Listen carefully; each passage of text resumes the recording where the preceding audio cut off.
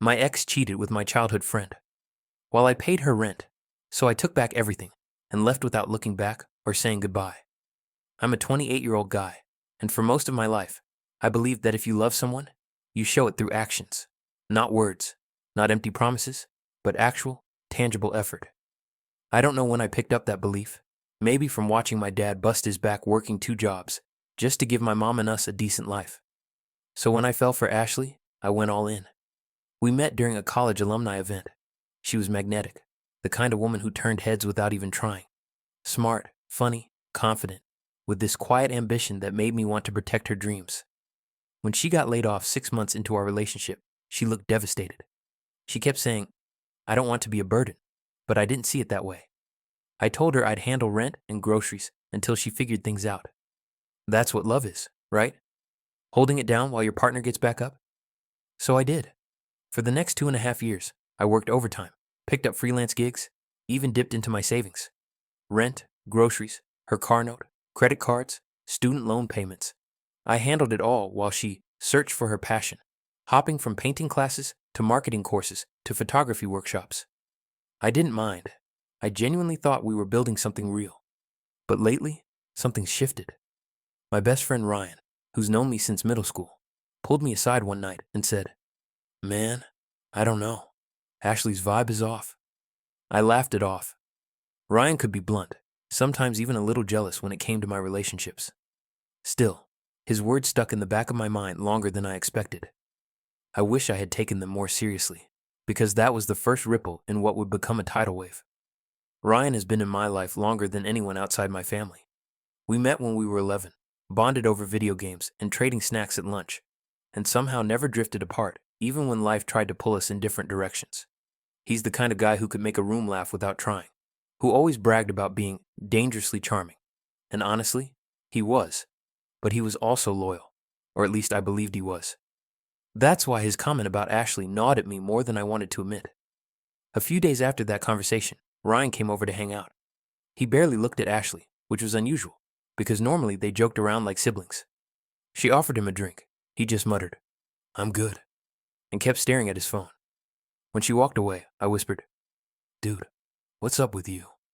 He shrugged and said, "Nothing, bro. Just tired." But the tension in his voice didn't lie. Something was off. Later that week, I noticed Ashley and Ryan texting more than they used to. Not in a suspicious way, just quick exchanges about some surprise Ashley claimed she was planning for me. When I asked her, she smiled and said, "Relax. It's something sweet. You'll see." Her voice was warm, but her eyes, they flickered, like she was half lying or trying too hard. Still, I brushed it off. I didn't want to be that insecure guy who policed his girlfriend's friendships. One night, Ryan stopped by unexpectedly. He looked uncomfortable, shifting his weight and avoiding eye contact. When Ashley walked into the room, he mumbled, "I should go," and rushed out like he couldn't stand being there. I remember watching the door close and saying, "What's going on with him?" Ashley crossed her arms and said, "Maybe he has a crush on me or something. Guys get weird." Her tone was dismissive, almost irritated. I laughed then, but something cold settled in my chest. Because for the first time, I felt a tiny crack in the trust I had for both of them. One I tried to ignore, not knowing it was only the beginning. After that night, I started noticing the kind of details you usually overlook when you trust someone. Ashley had always been big on comfort. Hoodies, sweatpants, minimal makeup when she was home. But suddenly, she was dressing up to run errands or grab coffee with a friend. Her phone, once left lying around carelessly, was now always face down. When I reached for it absent-mindedly once to check the time, she practically snatched it out of my hands, laughing nervously. "You're such a snoop," she joked, but her knuckles were white around the phone. Ryan, on the other hand, stopped replying to texts. We used to game together every Friday night without fail.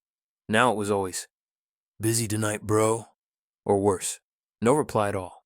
I figured maybe he was going through something, but he wouldn't even return a call. I even asked a mutual friend if he knew what was up with Ryan, and he just said, "No idea, man. He's been acting low-key weird lately." Ashley kept telling me everything was fine. When I brought up the changes in Ryan, she brushed it off with a wave. "You two are just growing apart. It happens." But she said it too quickly, too confidently, like she'd rehearsed the answer. I kept trying to shake the unease, telling myself I was being dramatic. After all, I was the one she came home to, the one paying the rent, putting food in the fridge, making sure she could chase her dreams without worrying about bills. Still, small things piled up. A dinner receipt from a restaurant I'd never been to appeared in the trash. Ashley claimed it was from lunch with her cousin, except her cousin lived 2 states away. Her scent changed too. New perfume, subtle but unfamiliar. She said she got a sample in the mail. I wanted to believe her. God, I wanted to believe her. But something in me had already started shifting, from blind loyalty to silent suspicion, and I couldn't stop it anymore. Everything snapped into focus one Thursday night. Quiet, ordinary, nothing special on the surface. Ashley told me she was staying in, catching up on a new Netflix series. She even complained about being exhausted and wanting a night to herself. I believed her, or maybe I just wanted to. But around 8 p.m., when I checked the location sharing app we'd installed months ago after her car got broken into, something didn't sit right. She wasn't home. She was across town at a restaurant she'd always claimed she hated. I stared at the blinking dot for a full minute, telling myself the app must be glitching. But the longer it stayed still, the harder my chest tightened. I called her, forcing my voice to stay steady. "Hey, what are you up to?" She responded instantly, voice soft and relaxed. "Just on the couch, babe. I'm so tired. Might go to bed early." She even yawned, like the kind of yawn you rehearse. My hands were shaking when I grabbed my keys. I didn't plan anything. My body just moved. The drive felt blurry and loud at the same time. Cars honking, streetlights flashing, my own heartbeat smashing against my ribs. When I pulled into the restaurant parking lot, I saw her car immediately. That alone made my stomach drop. But what I saw through the window nearly knocked the air out of me. Ashley, laughing, leaning forward, her fingers brushing rinds across the table like it was the most natural thing in the world. I froze. It felt like watching strangers, or maybe like watching a reality where I didn't exist. Ryan reached for her hand, and she didn't pull away. She smiled at him, smiled in a way she hadn't smiled at me in months. I didn't walk in. I didn't confront them. I just stood there, gripping my phone until my nails dug into my palm, snapping 3 photos with a hand that wouldn't stop trembling. Then I walked back to my car, sat in the dark, and realized something terrifying. The 2 people I trusted most had been lying to my face, and tomorrow, I'd have to pretend I still believed them. I got home before Ashley did that night. I sat on the edge of our bed for over an hour, staring at the blank wall, still holding my phone with the pictures on it. My mind kept replaying the scene, her laugh, the way Ryan looked at her, like I had never existed. When she finally walked in around midnight, she looked surprised to see me awake. "Babe, I thought you'd be asleep by now," she said, peeling off her coat. Her voice was calm, collected, like she hadn't just spent the evening cheating on me. I forced a small smile and lied through my teeth. "Yeah, couldn't sleep. Just had a weird headache." She came over, kissed the top of my head, and went to shower. The smell of unfamiliar cologne on her skin made my throat tighten. I sat in the dark while the water ran, realizing I had crossed into a version of reality where my silence had become my weapon.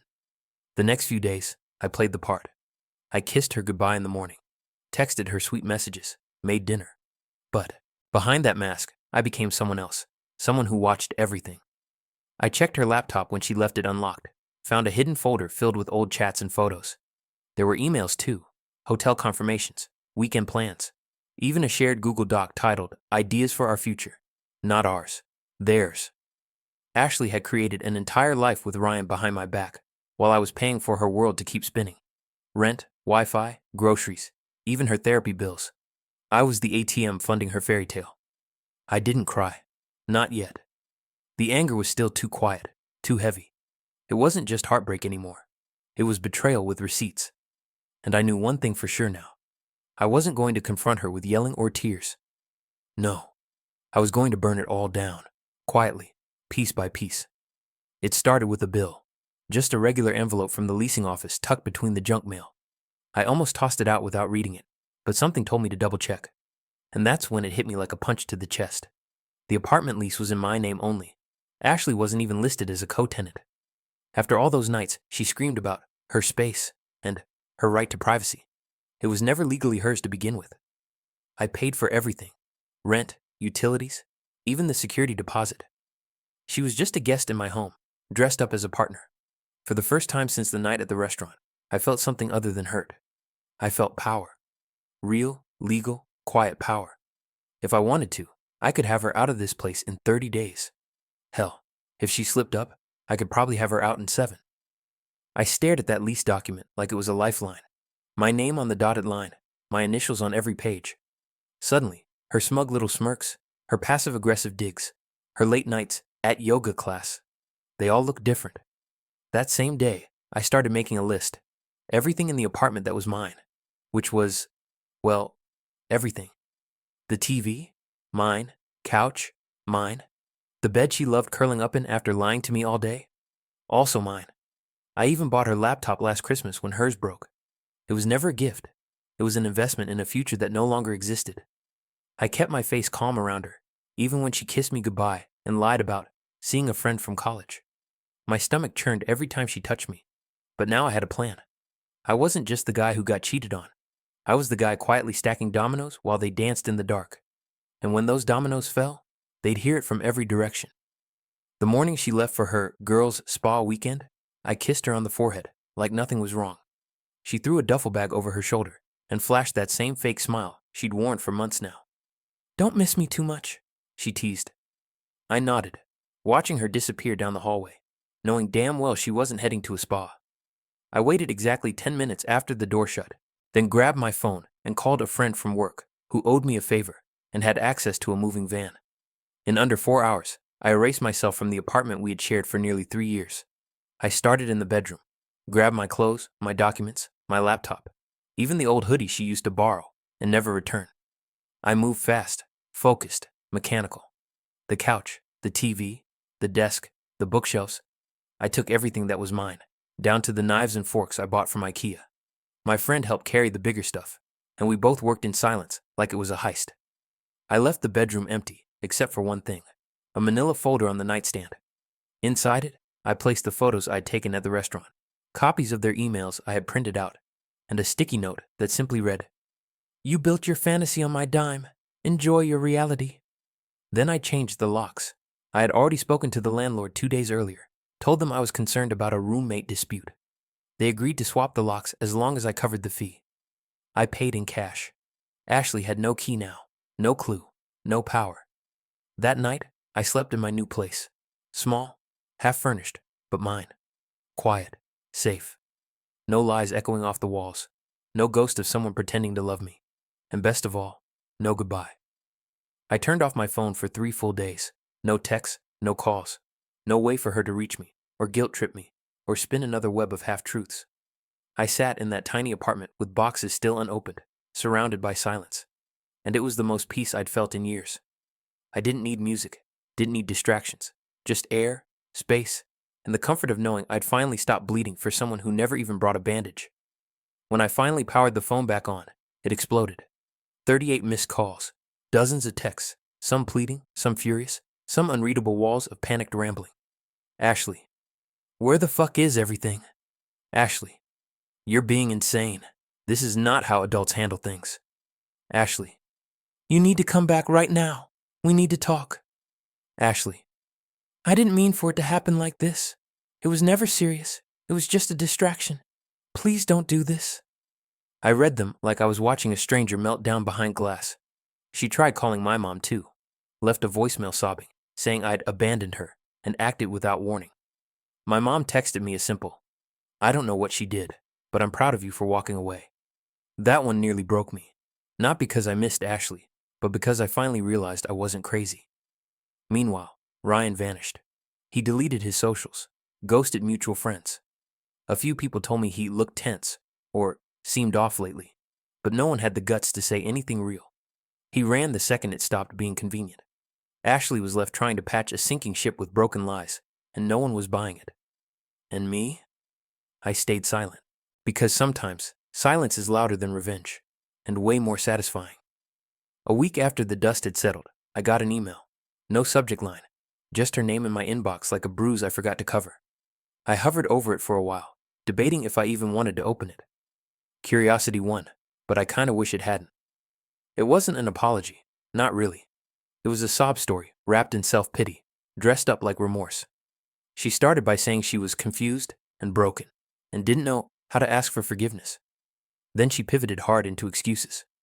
Ryan was just there when you weren't. I felt alone, even though you were doing everything for me. You made me feel safe, but I needed excitement. Safe. That's what I was to her. A security blanket with a paycheck and a beating heart. She didn't say she was sorry for cheating. She was sorry she got caught in a mess. She called it a mistake that spiraled, like it was some accidental trip, instead of 3 years of calculated betrayal.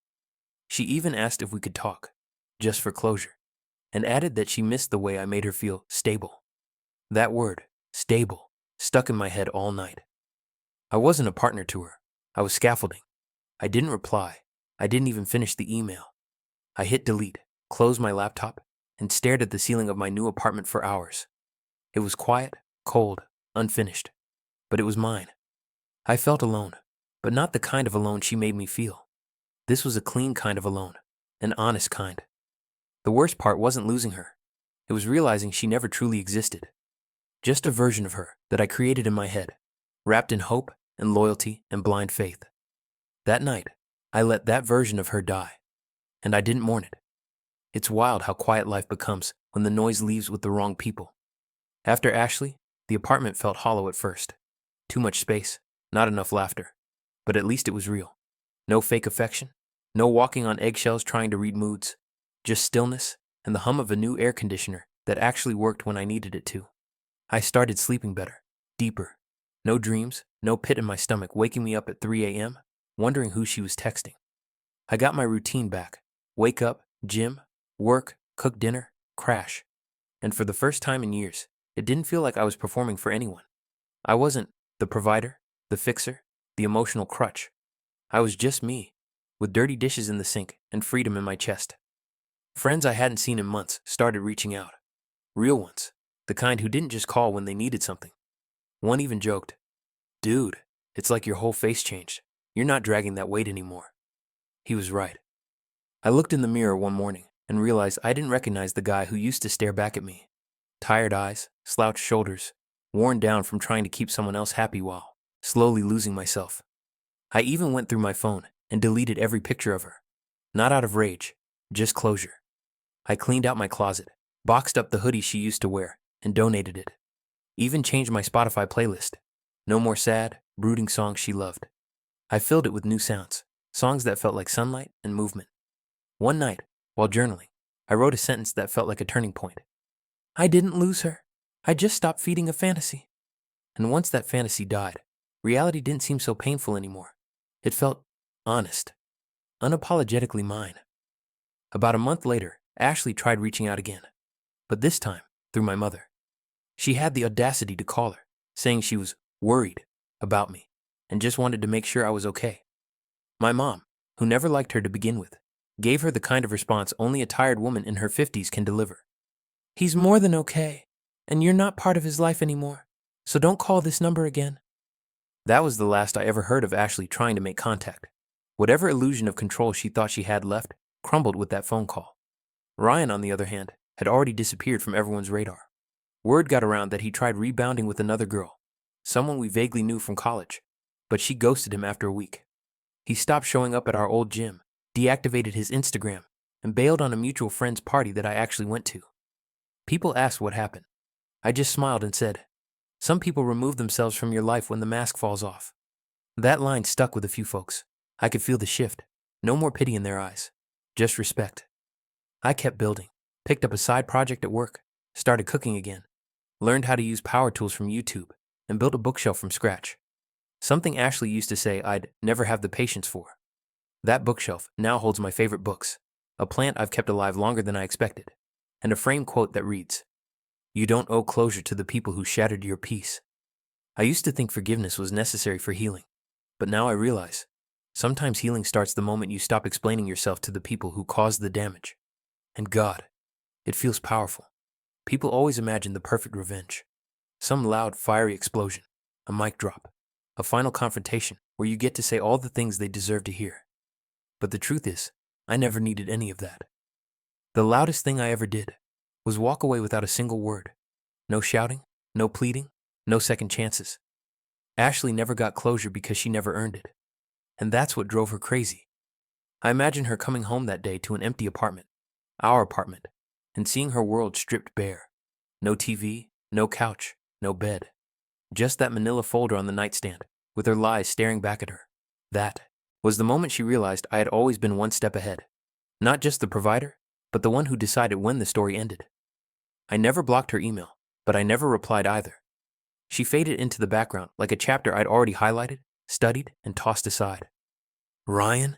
He became a cautionary tale among our friends. Someone who ruined a lifelong friendship for a fling he couldn't even keep. I didn't need to expose them further. Their own choices did the job.